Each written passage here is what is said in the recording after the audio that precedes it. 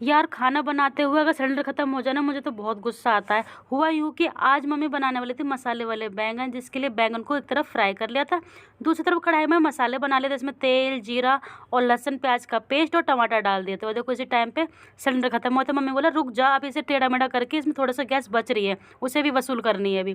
फिर मसाले में डाले हल्दी, मिर्च और नमक, और इसने सिलेंडर ने आखिरी सांस ली। फिर हमने नया सिलेंडर लगाया, पूरा सिलेंडर हटाया, और देखो मैं इन दोनों का यहाँ पर भरत मिलाप कर रही थी। और मसाला तो हमारा पहले ही भुन चुका था।